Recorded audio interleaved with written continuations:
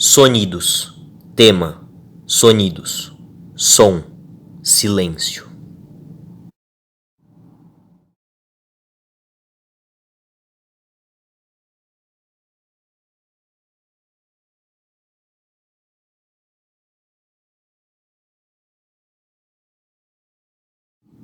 Texto: introdução ou feche os olhos.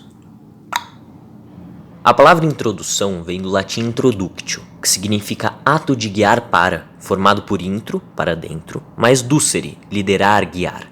É estranho acabar um projeto com a introdução. Afinal, qual é o sentido de guiar alguém por um caminho pelo qual ele já passou? Olhar com outros olhos. Pierre Schaeffer foi um compositor e teórico conhecido por ter inventado a música concreta. Ele observou que havia uma grande dificuldade ao descrever um som.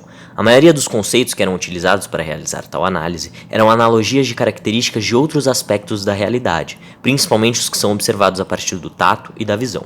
Termos como alto, baixo, com estrias, áspero, metálico, aveludado são analogias utilizadas para descrever os sons, mas que não foram criadas originalmente com essa finalidade.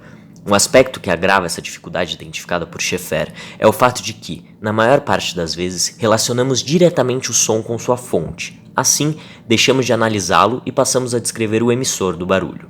Quando ouvimos algo, podemos caracterizá-lo como, por exemplo, um som de um copo caindo no chão. Mas como ele é de fato? A fonte, por mais que seja algo objetivo, por si só é vaga e subjetiva, já que não descreve realmente como é o som. Sempre que um copo cai no chão, a energia dissipada de maneira sonora é igual e provoca o mesmo ruído? É evidente que não. Então, quando alguém caracteriza um sonido como som de um copo caindo no chão, cada pessoa vai entender de uma maneira diferente, com o conteúdo de seus imaginários. Logo, se torna subjetivo. Schaeffer, então, passa a realizar estudos com o objetivo de separar a fonte para que se tornasse possível analisar apenas o som de maneira mais objetiva em sua essência. O projeto audiovisual textual Sonidos pode ser interpretado como uma releitura destes estudos, incorporando a linguagem da internet e de novas tecnologias. A partir do momento em que os sons exibidos nos vídeos são intitulados com o nome da fonte, o espectador ouvinte deixa de questionar o que está assistindo e passa a acreditar que o som realmente foi produzido a partir do objeto sonoro apresentado no título. Mas o que de fato garante isso? Nada. Cada som foi analisado, tratado e modificado digitalmente, recurso que Pierre Schaeffer, com suas músicas concretas, não podia utilizar, pois não viveu na era digital. Porém, cada modificação foi feita com o objetivo de que fosse imperceptível. Aliás, o que garante que os sonidos apresentados foram realmente alterados? O que garante que eles foram captados e não produzidos apenas digitalmente? Nada garante. Mas isso não importa. A fonte não importa. A partir do momento em que é dito que um som é produzido por uma pessoa descendo uma escada, por exemplo, não importa se ele realmente foi captado dessa maneira, já que quando é anunciado isso, ele passa a ser um som de escada. Assim, a única maneira de realmente entender cada um dos sons é analisando-os em suas essências, separando-os da fonte. Entretanto, o projeto Sonidos não se propõe a fazer isso. Muito pelo contrário, ele brinca com os sons, mas não os analisa. A brincadeira realizada aqui está organizada em uma ordem lógica. Os textos vão se tornando cada vez mais ilustrativos, mas não necessariamente mais complexos. O primeiro deles, intitulado Ônibus, é um poema concreto formado por onomatopeias que sugerem a representação dos sons em uma viagem de ônibus. O chiado produzido tanto pela máquina quanto pelas pessoas. Nenhuma cena objetiva é apresentada, mas sim um conjunto de letras, palavras e frases que se desmontam para formar um ambiente. A forma estética visual do poema é muito importante, mas não essencial como em outros. O segundo texto, Escada, é também um poema concreto que não possui uma cena específica, mas uma ação é determinada, o passo. Essa palavra é montada e desmontada, criando a sensação de locomoção em uma escada. O formato gráfico que as letras formam se torna mais essencial. Já no terceiro poema, Elevador, frase e cena começam a aparecer mais claramente. As letras dispersas formam o texto, no elevador.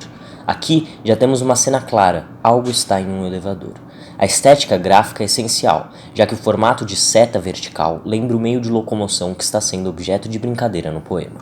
A partir do quarto texto, um padrão é quebrado. O título do poema não é apenas o objeto sonoro, um acento é incorporado para que a palavra se adeque à própria sonoplastia da obra e da ação, corrida. Além disso, a brincadeira é feita com uma frase de 3 palavras, eu corri rápido, em que a cena está posta. O personagem, eu, correu em algum lugar com uma velocidade elevada. Para trazer o som da ação no poema, não é feito apenas o jogo com a desconstrução das letras na frase, mas também é criada, novamente, a figura de uma seta, porém dessa vez é horizontal. Por fim, no metrô ou Corpus Celestis, o título foge ainda mais do padrão, já que carrega outros elementos além da fonte sonora. A forma estética visual já não importa tanto, já que é constituída por linhas e parágrafos como qualquer texto comum. Sendo assim, a ênfase vai para o conteúdo, que se desenvolve de outra maneira. Não se trata de um poema, mas sim de uma crônica. Se no Corridá uma cena estava apresentada, nesse texto uma narrativa inteira é contada, com personagens que possuem peculiaridades e uma história completa. Mesmo assim, os sons nunca deixam de existir, mas passam a não ocupar o protagonismo, o que já vinha acontecendo cada vez mais, e se torna o pano de fundo para o desenrolar da trama. Sugiro que volte a olhar para os textos e vídeos, agora considerando estes pontos levantados, mas sem esquecer o que você, espectador ouvinte, interpretou e criou.